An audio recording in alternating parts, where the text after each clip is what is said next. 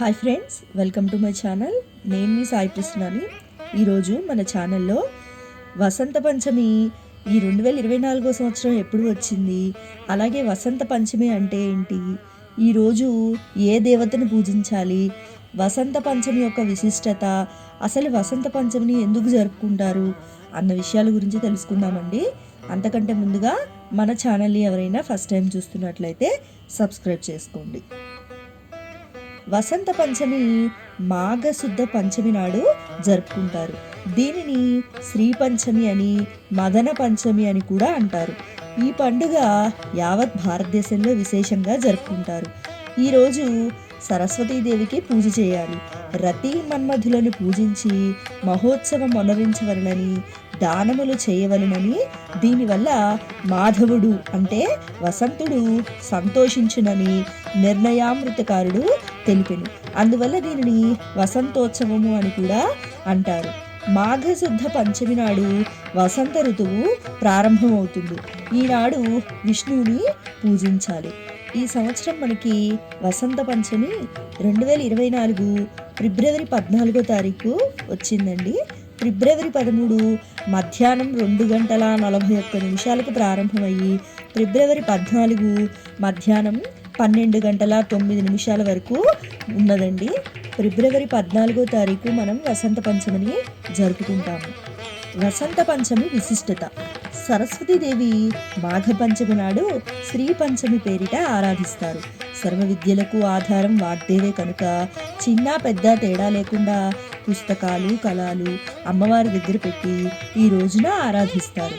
సంగీత, నృత్య సాహిత్యాలు కూడా ఈ దేవియే మూలం కనుక ఈ తల్లిని నృత్యకేళి విలాసాలతో స్తుతిస్తారు.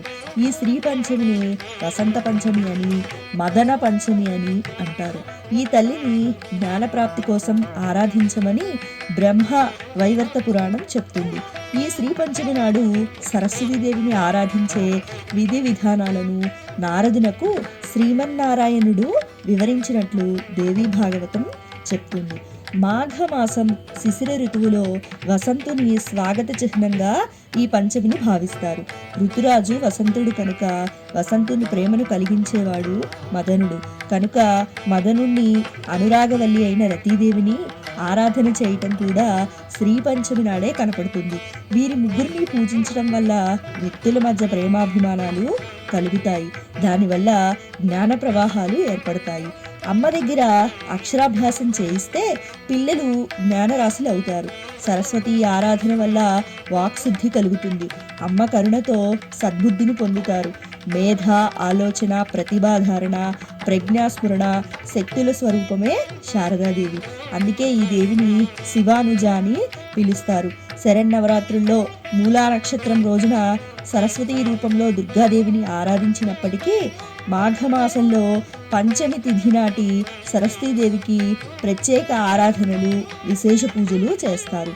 చంద్రిక, చంద్రవదన, తీవ్ర, మహాభద్ర, మహాబల, భోగద, భారతి, భామ, గోవింద, గోమతి, శివ అని ప్రతిరోజు కానీ, పంచమి నాడు సప్తమి తిథిలో కానీ, సరస్వతీ జన్మ నక్షత్రం రోజు కానీ పూజించిన వారికి ఆ తల్లి కరుణా కటాక్షాలు పుష్కలంగా లభిస్తాయి. అహింసకు అధినాయిక సరస్వతీదేవి. సరహ్ అంటే కాంతి, కాంతినిచ్చేది కనుక సరస్వతి అయింది. అజ్ఞాన తిమిరాంధకారాన్ని దూరం చేసి విజ్ఞాన కాంతి కిరణ పుంజాన్ని వెదజల్లే దేవత సరస్వతి.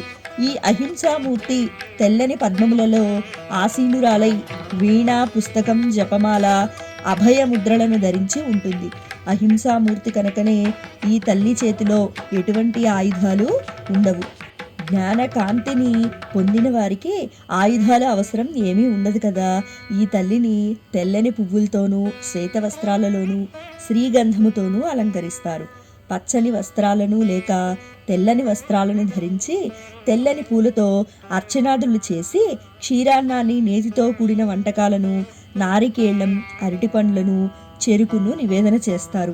ఈ తల్లి చల్లని చూపులలో అపార విజ్ఞాన రాశిని పొందవచ్చు. వాగేశ్వరి, మహాసరస్వతి, సిద్ధ సరస్వతి, నీల సరస్వతి, ధారణ సరస్వతి, పరాసరస్వతి, బాల సరస్వతి ఇలా అనేక నామాలు ఉన్నప్పటికీ సామాంపాతు సరస్వతి అని పూజించేవారు ఆ తల్లికి ఎక్కువ ప్రేమపాత్రులట. సరస్వతీదేవిని ఆవాహనాది షోడశోపచారాలతో పూజించి సర్వవేళలా సర్వావస్థలయందు నాతోనే ఉండమని ప్రార్థిస్తారు. వ్యాస వాల్మీకాదులు కూడా ఈ తల్లి అనుగ్రహంతోనే వేద విభజన చేయటం, పురాణాలు గ్రంథాలు కావ్యాలు రచించడం జరిగిందంటారు. పూర్వం అశ్వలాయనుడు ఆదిశంకరాచార్యులు కూడా ఈ తల్లిని ఆరాధించి ఉన్నారు. సో విన్నారు కదండి, అసలు వసంత పంచమి అంటే ఏంటి, ఈ సంవత్సరం మనకి వసంత పంచమి ఎప్పుడు వచ్చింది, వసంత పంచమి యొక్క విశిష్టత, ఈరోజు ఏ దేవతను పూజిస్తారు అన్న విషయాల గురించి తెలుసుకున్నాం కదండి. నా వీడియో కనుక మీకు నచ్చినట్లయితే లైక్ చేయండి, షేర్ చేయండి.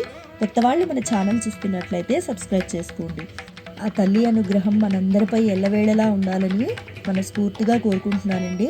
సర్వేజన సుఖినో భవంతు, సర్వే సృజన సుఖినో భవంతు. ధన్యవాదాలు.